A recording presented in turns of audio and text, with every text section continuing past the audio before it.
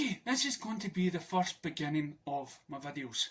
First of all, let's get it out there. I am at the first DC fan, okay? That is me to a core. DC Comics fans. Whatever propels them to the world out there, I'm for it, okay? If it benefits the fans to get more DC, I'm all in. I put them to my number one priority, and I'll give you an example. Okay, I've been a Zack Snyder fan, got the cups, got the models, done a Facebook page, done YouTube videos supporting them, done hashtags, bought sweatshirts, bought face masks, you name it. It's my passion. I can't wait for the Snyder Cut. I like Christopher Nolan movies when it came out, but if I had to choose between DC Comics, Zack Snyder, or Christopher Nolan, or any other, it would be for the DC Comics. They're the benefits, okay? That's what you do to be a supporter. But on this journey, I will ask questions, because I'm worried as well about the concerns of, like so many fans out there that tune into YouTubers. YouTubers, sadly, some of them, that at the start, they're all about worry like we are, like what we're doing. They're passionate behind it, but the minute their subscribers go up, the minute they get DOS, it turns into a business. I will never be a business. I use my mobile phone. I post videos about my thoughts, my worries, my ideas, my hopes for a better DC universe tomorrow. So now we get that out of the way, here's what we're going to talk about today. Okay, so this is a post from The Guardian. There's no blaming studio interference for the disappointment that was Wonder Woman 84. For a studio that prides itself on letting directors get out to get on with the jobs, Warner Brothers is sure to prone to that odd jot of heavy executive interference, or so it might initially appear from the recent comments made by Wonder Woman 84's Patty Jenkins on Mark Marson's WTF podcast, which have subsequently been picked up by media outlets across the globe. Discussing Gal Gadot's first turn as the Amazon superhero in 2017's widely acclaimed Wonder Woman, Jenkins revealed she initially battled the studio to get her vision on a warm-hearted, loving Diana of Themyscira across, ultimately winning out over an approach that would have seen the character engaging in extreme ultra-violence. I felt they wanted to hire me like a beard. They wanted me to walk around on set being a female director, but it was their story and their vision, said Jenkins of her first experience with the studio. Even when I first joined Wonder Woman, it was like, oh, yeah, okay, but let's do it the other way. But I was like, women don't want to see that.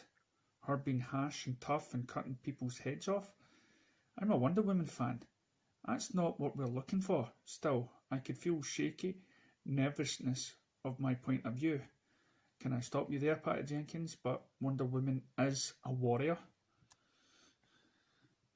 I felt extremely supported on my vision, both WP Pictures and Zack Snyder, producers and everyone on board. Our eventual team is just a long road to get to make. Let's chill to dramatic headlines like war. Seems we've been taking about 10 years of discussions with 10 different executives through them, and the whole beard thing was about other projects at other studios. Jenkins has since taken to Twitter to point out that she was really at war with Warner Brothers and was discussing conversations that took place over a decade ago, presumably with different executives, to those who eventually greenlit Wonder Woman. The monster filmmaker first began talks on taking on a Wonder Woman movie in 2007, but it wasn't until the best part of a decade later that she was invited to finally make the film the full creative freedom that makes sense. When you watch the 2017 movie, which feels like an entirely different beast to other episodes in the early DC extended universe, such as the Dark a knuckle-headed Batman versus Superman Dawn of Justice. Now, can I stop there and say that The Guardian has never been a fan of Zack Snyder's work, so consider this a bit of a biased sort of news report. Even the later Justice League, a lighter-toned affair clearly influenced by the success of Wonder Woman, depicts Gadol's battling Amazon the way Jenkins would have. The filmmaker told Yahoo recently that she was uncomfortable with who she was and how she was seen after director Joss Whedon oversaw scenes in which the superhero is over-sexualized compared with her appearance in other movies. So, Zack Snyder's not over-sexualizing Wonder Woman and actually being making a hard hitter, unlike what you seem to want. All of which brings us to Wonder Woman 84, a so far affair that, while entertaining enough for hardcore fans, seems to have fallen into the typical superhero sequel trap that previously affected Marvel Man's Iron Man 2 and Thor the Dark World. Here is a movie where Jenkins clearly had full creative control, following its predecessor's impressive box office take, and most universal critical acclaim. So why is it left such a sense of meh? The set piece sequence is spectacular, in particular Jenkins' bravura opening vision of a cross Themyscira's athletes marathon that makes the modern Olympics look like a toddler's egg and spoon race. The Mandalorian's Pedro Pascal brings an unusual blend of humanity and furniture-chewing bad guy brio to the role of villain Maxwell Lord. Gadot is as splendidly statuesque as ever in the lead role, and her fish out of water bandages with Chris Pine miraculously revives Steve Trevor as a thing of joy. The sequel also cleaves closely to Wonder Woman's essential mantras, her powerful independent femininity, kindness and grace. It does not pull its punches when depicting masculinity at its most toxic, yet utterly avoids any descent into myopic misandry and nuisance to treasure. So what's not to like? Perhaps the only criticism that can be levelled at Jenkins is that there is little new other than the 80s sentence and a freakily new MacGuffin to the essential makeup of Wonder Woman 84. One can't help feeling that if this had been a Marvel movie, there would have been scope to introduce other superheroes to lighten the load on the other Princess Diana. Yet Jenkins has always preferred the standalone approach. Ultimately, the filmmaker got to make the Wonder Woman she wanted to make without any studio interference. Again, a rare achievement in Hollywood. It's just a pity she didn't quite manage to pull off the same trick twice. Again, it wasn't written by Zack Snyder. People are wanting the Wonder Woman that was seen in Zack Snyder's film. But let's listen to our own notes. I feel super lucky that everybody in the industry wanted to hire me, but I felt like they wanted to hire me like a beard. They wanted me to walk around on set being a woman director, but it was their story right. and their vision. And my ideas, they were like, oh, I don't even want to read this. They wouldn't even read the script. Right. You know, it was such mistrust of a different way of doing things and a different point of view. So that was definitely happening in there. And so even all the way up to Wonder Woman, when I first joined Wonder Woman, it was kind of like, yeah, okay, but let's do it this other way. And I was like, that's not how women don't want to see that. And that's not her being harsh and tough and cutting people's heads off. Like that's not what I'm a Wonder Woman fan. That's not what we're looking for. You already made a story that I wasn't the right person for. And so I said, no, it can't be me. And they hired somebody else for a little bit. And then I told them what film I wanted to make. In terms of Wonder Woman. I said, this is not the story I think you should tell with Wonder Woman. Yeah. And I didn't want to be the one to get, in a fight for years about it. And so they said, no, we want to do it our way. So they tried to go do it their way. And then they came back to me a year later and said, actually, do you want to do it your way? And boom, I just went and made from other worlds before. She with you? I thought yours was you. I was super surprised how emotional I felt about this moment because I knew that she was going to be a role model to all these young girls and women of all ages. On social media, Zack Snyder revealed the Wonder Woman picture where it actually was the Crimea War, where Wonder Woman was yet to meet Steve Trevor. Recent tweet, Zack Snyder, Wonder Woman 1854. This amazing shot by Stephen Berkman of an Elseworld War, weary Diana who had chased Ares across the battlefields of the world and yet to meet Steve, who would help her restore her faith in mankind and love itself. So again, this was going to be the original. And as you can see, with the severed head, very different to when Patty Jenkins came on board and changed it to World War One.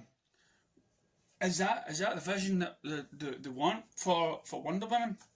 At the time, Zack didn't know what they were going to do. There was 2 photographs up in the air during World War One or the Crimea War. Who's know, there's always seems to be changes along the way. So what is the future for Wonder Woman? And is Patty Jenkins the right person going forward? Well, apparently the 3rd movie is on its way. My question is, who would she put down to write the story? We all know Jeff Johns, I believe, had a take on this 2nd one, and we all knew, didn't we, that what sort of flavour of Wonder Woman we were going to get with Jeff Johns at the helm, especially when it comes to TV. He's great at comic books, but not so much from TV and movies. So, do we get Zack Snyder? Do we get him back? Or when we get the Zack Snyder cut, we'll get the Wonder Woman that a lot of us fans really loved in the first place. We'll get more of her. 2 incarnations of the same character. 2 incarnations of the same character. 2 different viewpoints of it. Which then again, does it mock anything up when you see it acting one way in one film and another? No, not necessarily. Not if you want something like the Snyderverse, when you have the same actress playing 2 different. That would be like the Batman movie that's coming out, and then having him come in with Ben Affleck. As I say, we have the Flash movie with the Flashpoint thing when we're bringing all of these worlds together. People were talking about, was this Batman, Ben Affleck's last role at this? So to me, honest, the DC universe, even though Walter Madder seems to be still behind the helm and still wanting to push out more DC films, it just seems the whole thing feels like it's up in the air with no plans.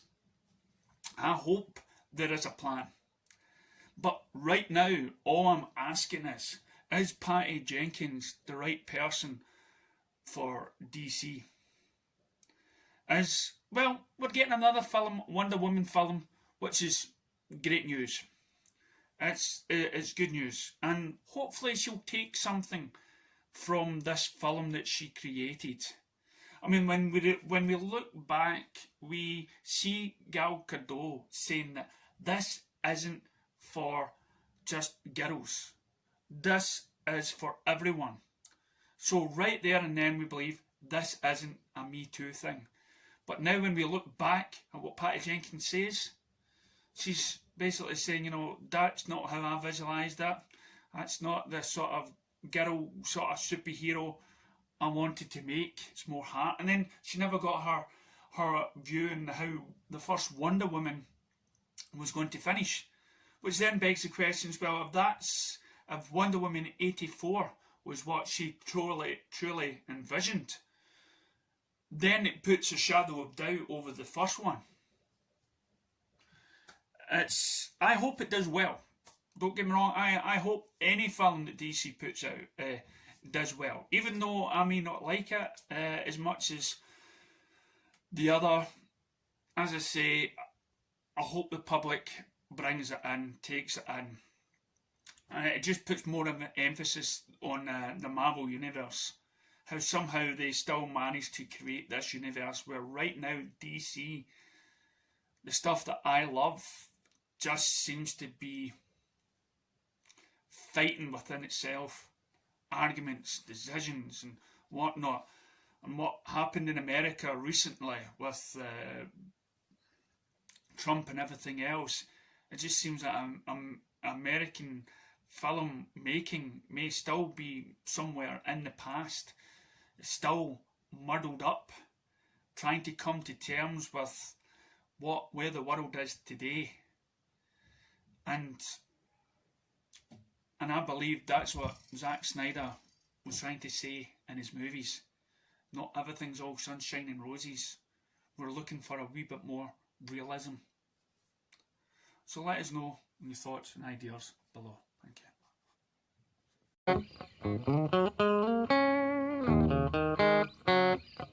you.